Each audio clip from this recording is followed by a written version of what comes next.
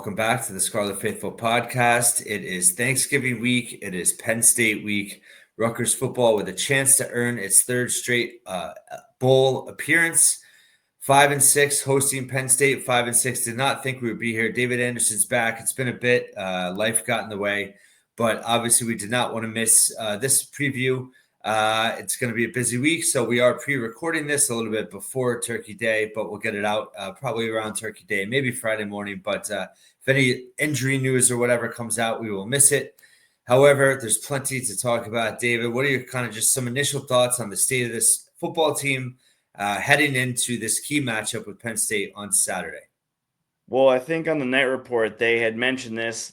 I think that was probably the second best defensive game Rutgers played all season against Ohio State. If they were to have played that way in several of their other games, they probably have more wins on the schedule. I mean, I don't think they necessarily would beat Oregon, but you put that defensive effort against literally anybody else, even maybe Washington or Illinois, and we might be talking about a different thing. And for sure, if they played like that against Iowa or Minnesota, those would have been wins. So that's the encouraging part. Offensively, they made some critical mistakes, KJ Dove, TT Sheffield, but you understood what they were trying to do in that game. They're trying to shorten the game, double down on the fact that Ohio State was trying to shorten the game, but I don't think that's what the offensive game plan needs to be this week. So hopefully, again, we get a similar defensive effort and a different offensive game plan, and Rutgers gives themselves a chance to beat a very talented opponent in Penn State that has finally found their footing. Yeah, they've won 2 in a row now. We were just looking at their schedule. I mean, they've lost 2 1-point games. I mean, they're even if, you just talk about the upset or losing to Oregon, the upset loss to UCLA that got James Franklin fired. They could easily be 8-3 right now. This is obviously a far more talented football team. They took care of Nebraska pretty handily on senior night in Happy Valley. I know that a lot of people are excited. We're certainly excited. This is going to be, a huge opportunity for the program and would be a great victory. I just can't get around the fact of how is Rutgers going to stop Kaytron Allen on the ground game. Rutgers has struggled against the rush all season. Opponents, have regularly clipped over 5 yards a carry, averaging per game. Kaytron Allen, is one of the best there is. What are your thoughts on that matchup? And we didn't even mention Nick Singleton, who is, a luxury as your number 2 running back. Rutgers, many teams would want a running back like Nick Singleton as their top guy. Penn State traditionally has dominated Rutgers in the trenches. What's going to be different about this game, or do you see more of the same? I mean, I think we're going to see a lot like we saw when Rutgers played Iowa, where Iowa was not scoring points with anything fancy. It was good old-fashioned, like, run into, the B, sometimes C gap, and just go from there. I mean, Penn State dominated Nebraska, and most of their big plays came on simple, just handoffs or screen passes or, just throws to the tight end that were not overly complicated. And that's really what scares you as a Rutgers fan, is the ho-hum simple plays are what this team has struggled with most of the year. Now they have improved on that in the last couple of weeks, starting with, you could say like the second half against Purdue, and then obviously Illinois, just throw that out the window probably. But against Maryland, same thing. First half they struggled, second half they were fine. Ohio State was kind of the opposite. In the first half they were better, just on a down-to-down basis. So they're going to have to just not have blow-ups, because, what kills you about Kaytron Allen and one or both of their tight ends is that they can just win one-on-one matchups.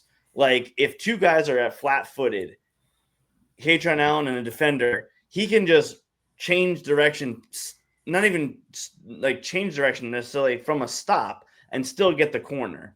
So you have to be in really good position, have really good discipline to be able to stop a guy like that. The other thing that concerns me is that their left guard and their left tackle basically hold on every play. So if the Zebras are going to let them get away with that, like they did against Nebraska, it's almost impossible to stop because, I mean, these guys just have their hands outside the shoulder pads, which, used to be not even close to being allowed. And so, I mean, I think maybe that's why the reason Shiano was so trying to get in the officials' head last week, planned to seed with the Big Ten, because, man, if I were Nebraska, I would have been going crazy. Not like they would have won the game without those holding if those holding penalties are called, but anytime Penn State wanted to run to the left on a regular handoff, like if they were tossing it, sometimes Nebraska was cutting it off. But if they're just running to the left, I mean, it was really hard to defend it. Like, I'm not sure what you do when your defensive ends are getting bear hugged on that side of the ball. So, yeah, I mean, I think that Penn State has a number of guys who are just going to win their one-on-one matchups, and you're just going to have to beat them with, gang tackling, which is going to be a challenge in this matchup. Yeah. And to that point, I think my concern is, how much of a hangover effect will they have after last week? Obviously, given that they're all playing, above their weight, so to speak, against Ohio State, a physical matchup we've seen before, how Rutgers has responded after playing Ohio State and the physical toll it takes. I'm worried that, you could see it show up, on the field in this game where they're just not able to be as physical as they were, and ineffective in tackling, things like that.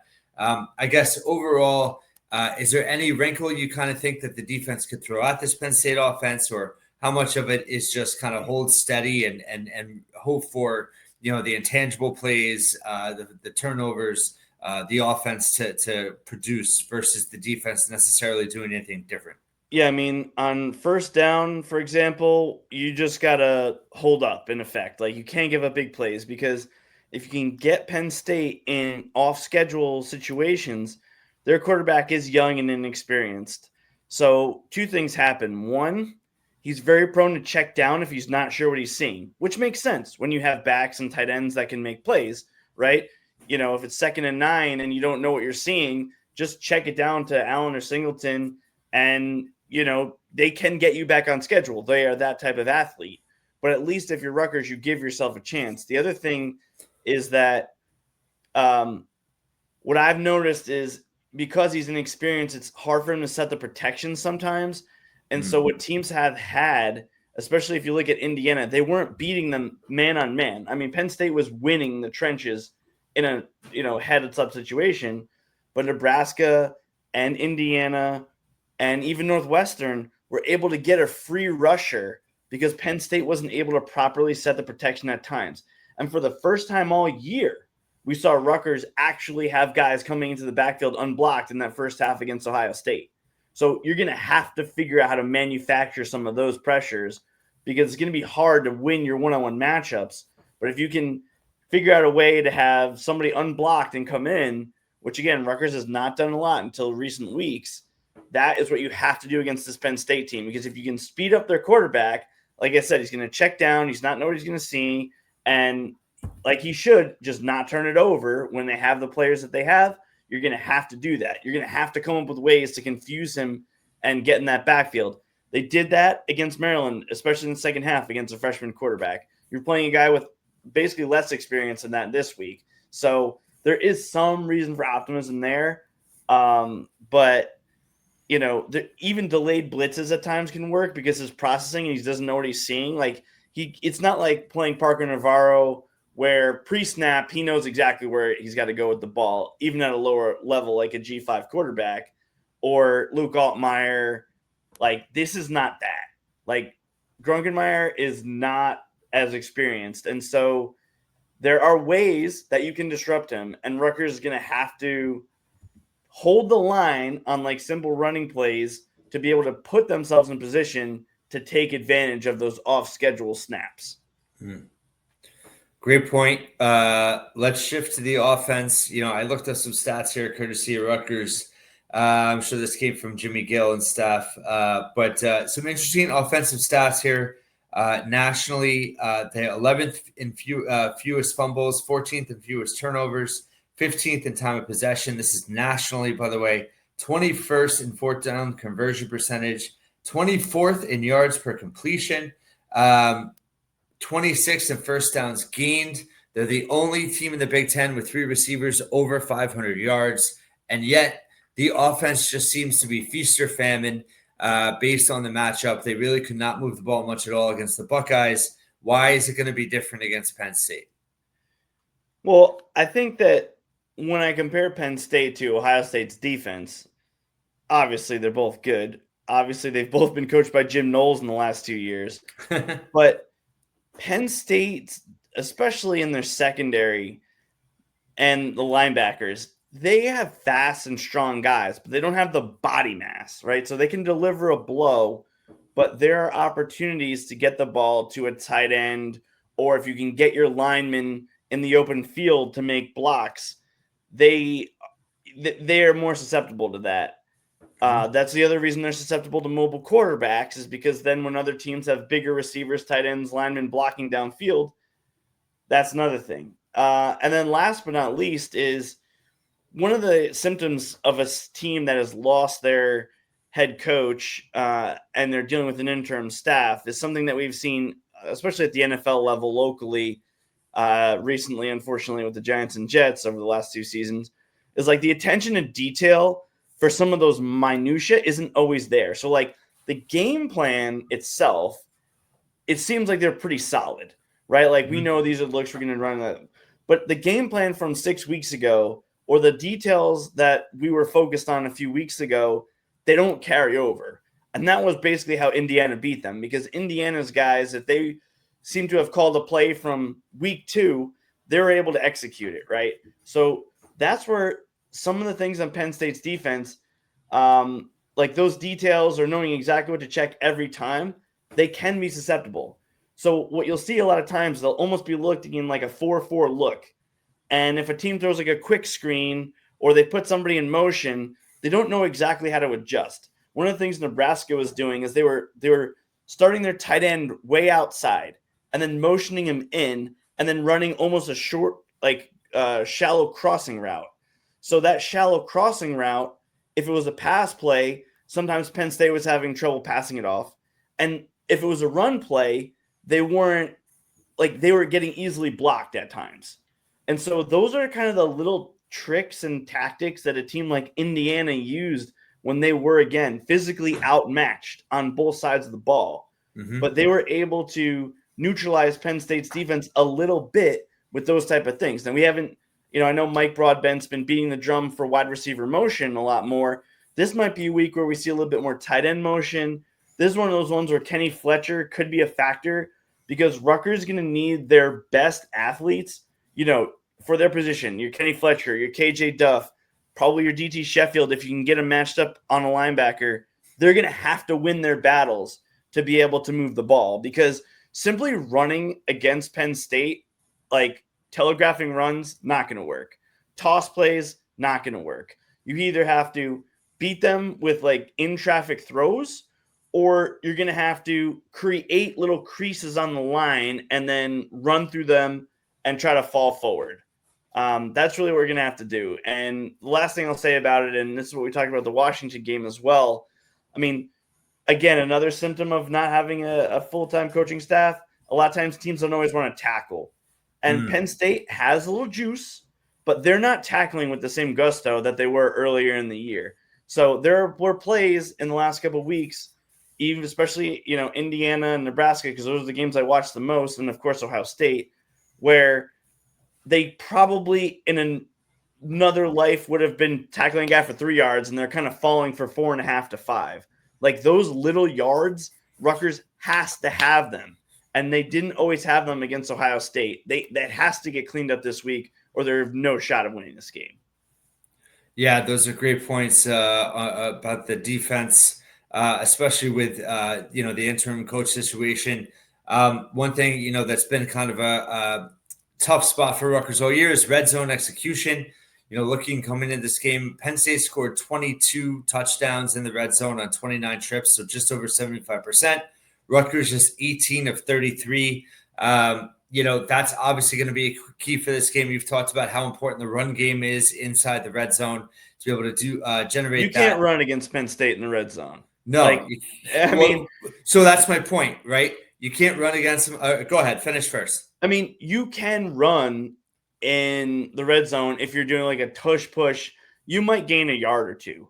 But if you look at Indiana, they couldn't move the ball in the red zone without either penalties on Penn State or just firing the ball in. You got to just see a receiver break in a route and fire it in there, and he has to know he's going to get hit, and just take the yards and move forward. There's no beating around the bush in the red zone, or you're going to get sacked. Your rushing back is going to get stuffed, or your receivers are going to get killed. You have to go in there with a purpose and make the play. Try to make the play right away. The one thing Rutgers has is they have KJ Duff, right? And Penn State, like I was saying about their defensive size, they don't have these monsters like Ohio State does in their secondary. So you could maybe get some isolated one-on-one matchups against guys where Ian Strong or KJ Duff can go up and get the ball. And if you do that, that might take a defender out of the box, which allow you to maybe run for 3 yards instead of 1. And those little details might be what it takes to compete in this game. But yeah, I mean, Indiana was trying to just run traditional plays against Penn State in the red zone, and it wasn't really working. Well, you hit the nail on the head. That was my whole point, was that, they're doing these things well that are supposed to help lead to games, right? They're not turning the ball over. They're controlling the clock. Rutgers is 5th in the nation and fewest penalties called. But in this game, and we've said it before in other games, but I really feel they got to go for it. They got to throw the ball a lot in this game. I think they need A+ Athan to win the game. Yeah. There's nothing to lose at this point, right? Unless you lose and then you're done. But why not just go for it? I think, ball control, time possession. Penn State is primed to dominate in that end unless Rutgers just gets blown off the ball and can't, prevent big rushing plays. Penn State should win that time of possession battle, but Rutgers has to win the big play margin there. They just have to generate big plays in the passing game to win this game. And I really want to see them aggressive. There's been some complaints in the past, I think somewhat valid, that Shiano's almost played not to lose by a wide margin. I would be much more satisfied if they lose 35-7 with Athan throwing 3 interceptions because he had a bad game, but they went for it, versus 24-6, and we generated 150 yards of total offense. Yeah, I mean, it's easy for us to say that. It's a little harder to execute, right? But yes, of course. I agree. Yeah. I mean, as they say, last game of the season, can't hold anything back, right? Right. Rip open the playbook. You can't beat. You're not going to win unless you're not going to beat Penn State unless you are the aggressor and you execute somewhat difficult plays. Mm-hmm. I mean, it's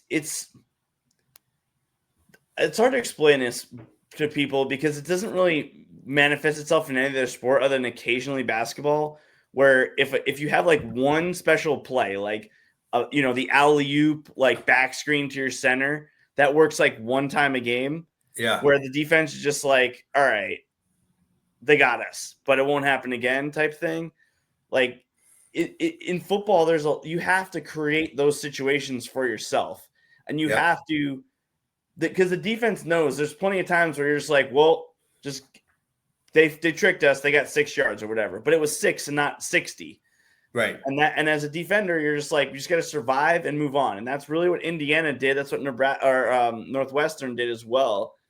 And sometimes you just have to take a chance. You have to throw to DT Sheffield in an area where if the linebacker makes a perfect read, it's picked off. Right. Yeah.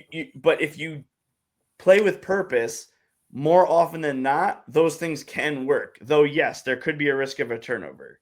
And so that's where, again, you're going to have to put your best physical players, your best athletes in those positions and hope that they hold on to the ball, absorb a hit, and move the chains. I mean, Rutgers, for the first time, has some of those guys in a long time.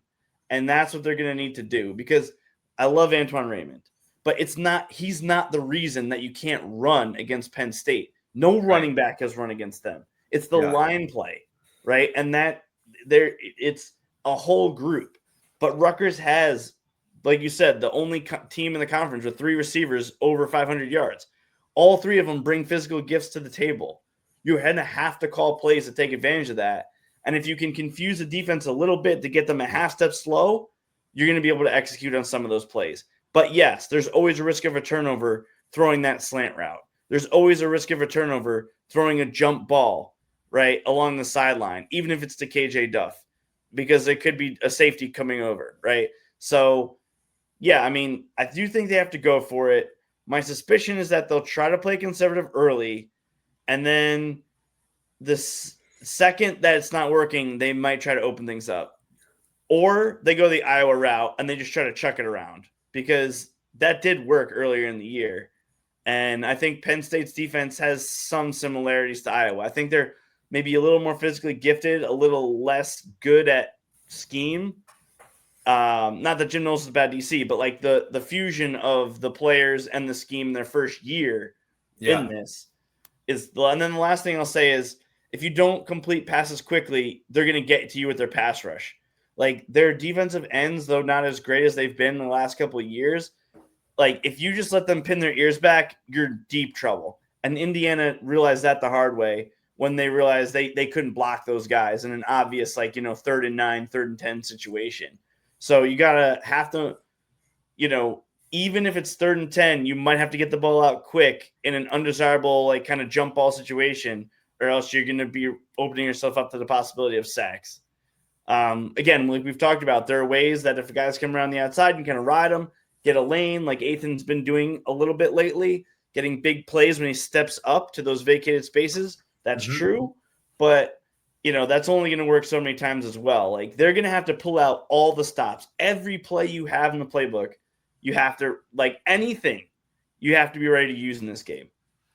Completely agree. I think, you touched on it. I touched on it before.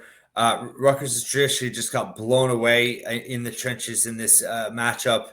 I know Penn State themselves as a program will never admit this, but I do feel like they bring a little extra for Rutgers. They want to make sure that the little brother, they come out angry. The last few years, they've just blown Rutgers up off the ball in the beginning of the game and set the tone.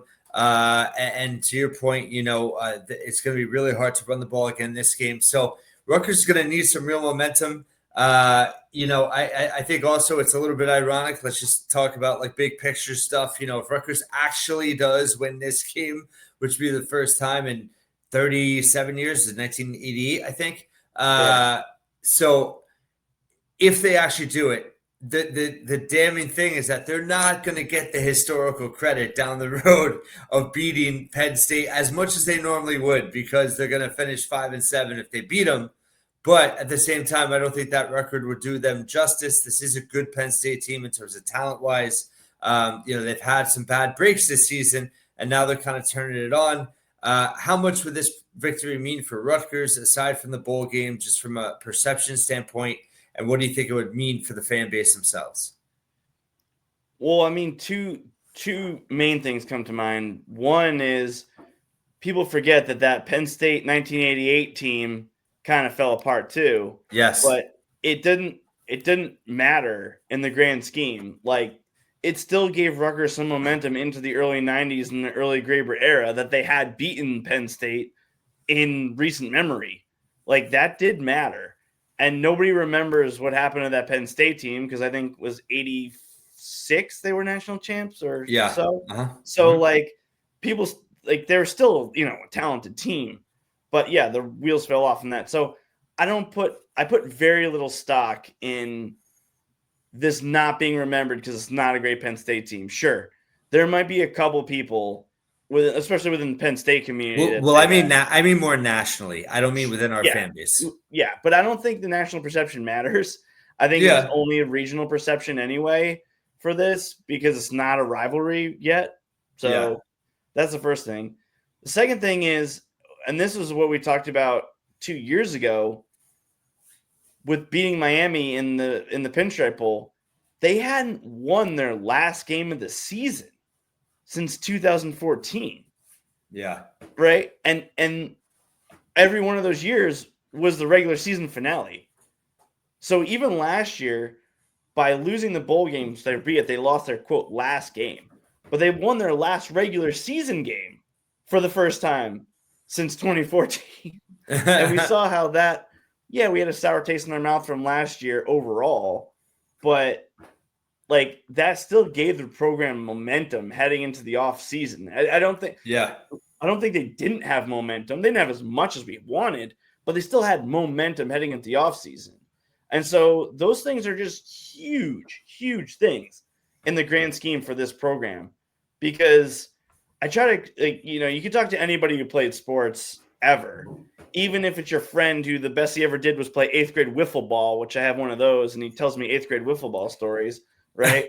Whereas like I'll tell certain stories and then my wife will tell like pro stories, and it's like, okay, my stories are nothing, whatever, right? But you yourself, your fan base, remember your high watermarks, right? Yeah. You remember the one time you beat such and such a team. They won't on the other side. It doesn't matter to them.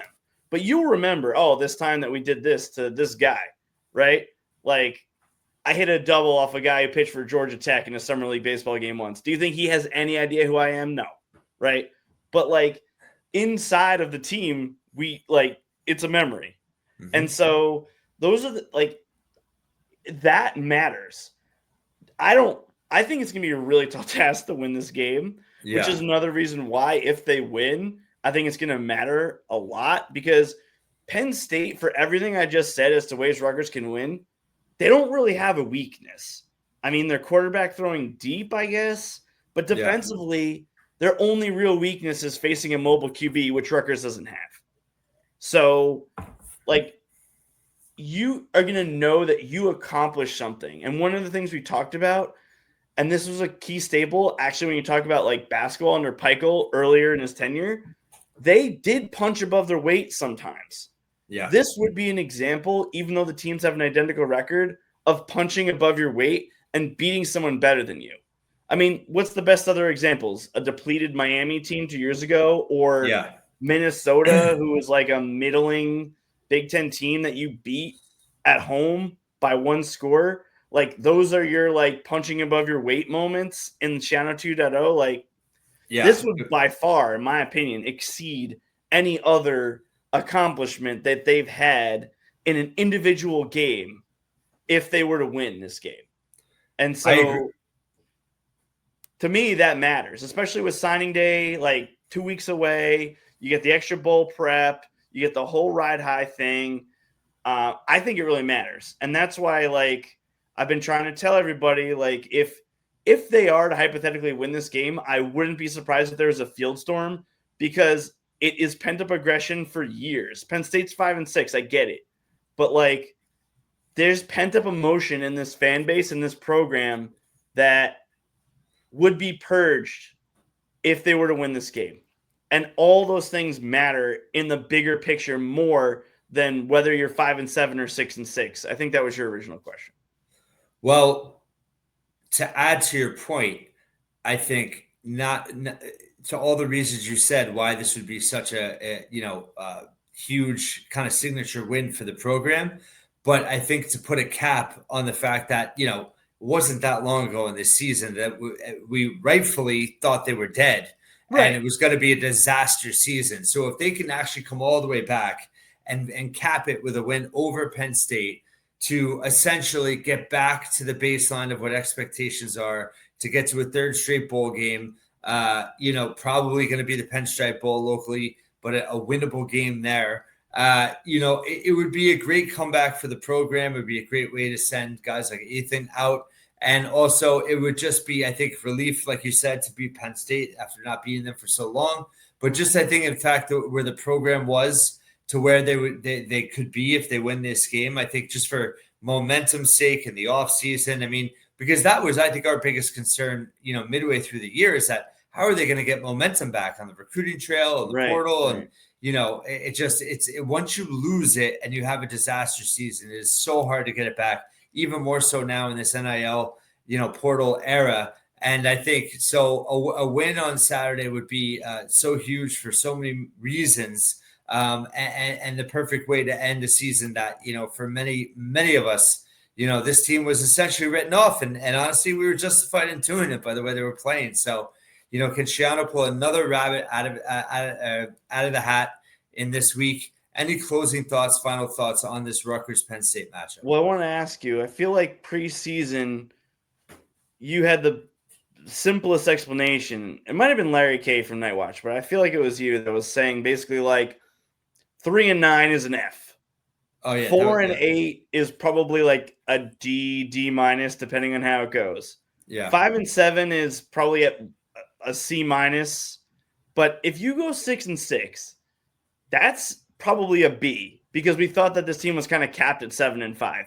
Probably, realistically. Yes, I agree. Best humanly possible case, maybe 8-4, right? But like that would have been A+++++, right? But realistically, if you lose this game, it's still probably a C minus season. It's not like a D. It's not a disaster. You got 2 Big Ten wins against a tough, very tough schedule. But if you win this game, you're maybe not going to get an A for the season, but you at least give yourself, the B range. Was that kind of how you laid it out at the beginning? I don't remember doing I don't remember doing the grade part of it, but I remember saying you can't go 3-9 and 4-8. Those would be disaster level seasons that would kill your momentum long term. 5-7 would be disappointing, but it wouldn't be a disaster. And kind of understandable going into the year with a tough schedule and kind of so many, we both felt going into the year the defense was not going to be good. I don't think we imagined they'd be as bad as they have been, but we definitely did not feel good about the defense going into the season. So I felt 5-7 was definitely a strong possibility. And then, and let's be clear too, because I will always get messages when I say this after. We're not saying 6-6 is a justified good season year after year, but in terms of the context of this year, you lost your entire defense. Right. And you were really struggling. It was the hardest schedule they've had. They've gotten blown out in some games, even against an Illinois team that then loses at Wisconsin. So they've had some bad performances. The offense has no-showed a few times, even though the offense overall has been good. So it would mean so much. And I think, yes, for the context of this season, 6-6 would be a success. I like the B grade. And I agree. Going into it, we did not think, anything more than 7-5 was really possible. If you look at the Minnesota game, they really aren't that far off. So I think, again, making sure the floor doesn't go crashing into the ground is an important part of when you're in the middle of the pack type of program. And I think that Shiano has proven, whether you like it or not, that he's pretty good at avoiding that happening. Now, He hasn't been able to raise the ceiling, but he's been able to keep Rutgers respectable. Now, there's going to come a time and place where that's not enough anymore. And that's fair, right? As time goes and expectations grow, that's the way it should be. But I think in the context of this season, this would be as sweet of a way to kind of, have a 6-6 season as I could imagine. Oh, yeah. Yeah. I mean, it's kind of to your point, kind of like a baseball team, especially when you see like the MLB. It's all about when you're hot, you got to win as many of those games as you can. And when you're cold, you have to figure out how to stop the bleeding and win a game. And they did do that twice this year. It barely won against Purdue, but then they circled the wagons again against Maryland after a terrible performance against Illinois. So they have shown that kind of resolve. Unfortunately, they couldn't ride the wave at the beginning of the year when things were going well, but they have been able to stem the tide. I think, I've said this before, but I just want to reiterate, there's never a time that losing a game is good for you in college sports. I'm sorry. It's not like the pros where you get a better draft pick or your team might learn a valuable lesson. Sure, the one exception might be Ohio State losing to Michigan last year in the game and then winning the title because they had to realize they had to change how they played. That is a once in a lifetime for a program scenario, in my opinion, that losing actually helped them in the longer term. there's no reason that losing, you can't learn the same lessons from a win as a loss. And so to me, like, you got to find these somewhere. You got, even if it's not a quote signature win in the national scope, kind of like you're saying, like, you got to find these games that are close to a signature win, or maybe not signature win, but like a tide turning win, kind of like as well, you know. In the recruiting trail, if you hypothetically win this game, right now, Rutgers is, I didn't check on 3, which I should have, because they're, you know, our friends, more so. But like on 247, Rutgers is ranked 11th in the high school recruiting class rankings right now. We're like 2 weeks from signing day. So Penn State's below that. Obviously, they're going to have a new staff, but they might not have their staff in place in 2 weeks. And so the leg up that you can get, not necessarily to beat Penn State year in and year out, but to close that gap, like there, or to keep the pressure with what's going on with Maryland now that you have a 2-game win streak. Like, those type of things matter so much with the momentum that you're talking about.